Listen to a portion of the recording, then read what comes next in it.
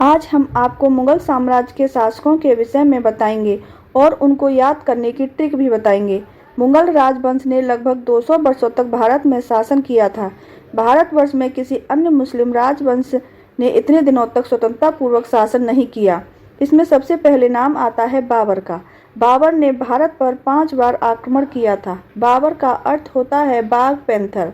बाबर को भारत पर आक्रमण करने का निमंत्रण पंजाब के शासक दौलत खान लोधी और मेवाड़ के शासक राणा सागा ने दिया था। पानीपत का प्रथम युद्ध 21 अप्रैल 1526 ईस्वी को इब्राहिम लोधी और बाबर के बीच हुआ, जिसमें बाबर की जीत हुई।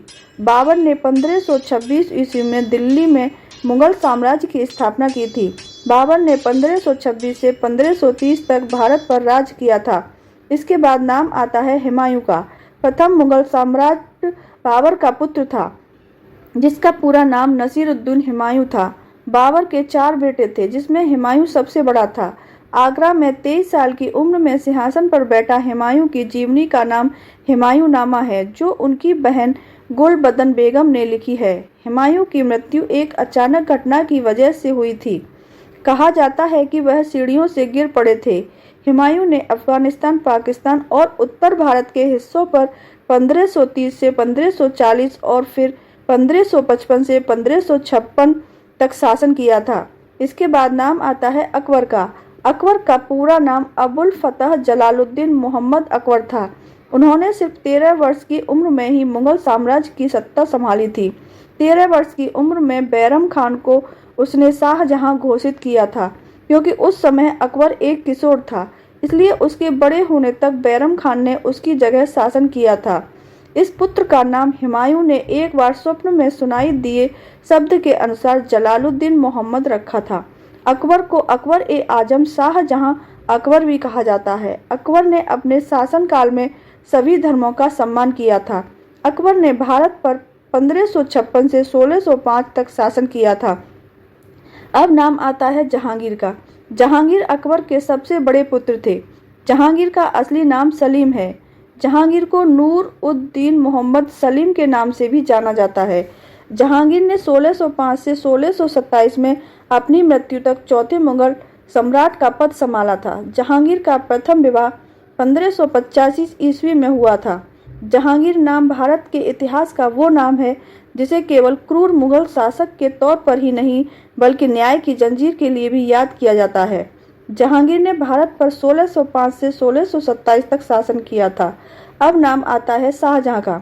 शाहजहां का जन्म 5 जनवरी 1592 ईस्वी को लाहौर में हुआ था। इनके बचपन का नाम खुर्रम था।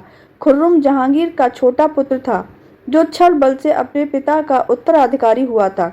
उसका विवाह 20 वर्ष की आयु में आसफ खां की पुत्री आरजूमंद बानो से सन 1612 में हुआ था।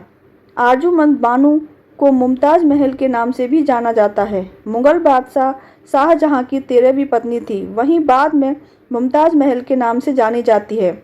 मुगल बादशाह शाहजहां ने अपनी पत्नी मुमताज महल की याद में उत्तर प्रदेश के आगरा में शानदार समाधि ताजमहल का निर्माण करवाया था। ताजमहल का असली नाम रोजा ए मुनव्वर है। शाहजहां ने 1628 से 1658 तक करीब 30 साल भारत पर शासन किया था। अंत में नाम आता है औरंगजेब का। औरंगजेब मुगल साम्राज्य का छठा सम्राट था। इन्हें औरंगजेब आलमगीर के नाम से भी जाना जाता था। इनका पूरा नाम अबुल मुजफ्फर मयूद्दीन मोहब्बत था। वह अकबर के बाद सबसे अधिक समय तक शासन करने वाले मुगल शासक थे। औरंगजेब ने गैर मुसलमानों पर जजिया कर लगाया था। सिखों के गुरु तेग बहादुर को औरंगजेब के आदेश के तहत मार दिया गया था। 1675 में मुगल शासक औरंगजेब ने उन्हें इस्लाम स्वीकार करने को कहा, पर गुरु साहब ने कहा कि शीश कटा सकते हैं, केस नहीं। इस पर औरंगजेब ने सबके सामने उनका सिर कटवा दिया। औरंगजेब ने औरंगाबाद महाराष्ट्र में 1678 ईस्वी में बीबी का मकबरा अपनी पत्नी रबिया दुर्रानी की स्मृति में बनवाया। औरंगजेब ने दिल्ली के लाल किले में मोती मस्जिद का भी निर्माण करवाया था। इसने 1658 से 1707 तक भारत पर शासन किया।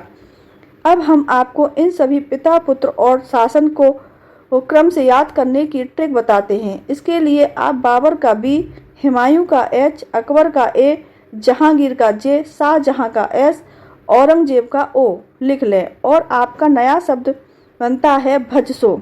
इस प्रकार अगर आपको वीडियो हमारी अच्छी लगी हो तो लाइक और सब्सक्राइब कर दीजिए।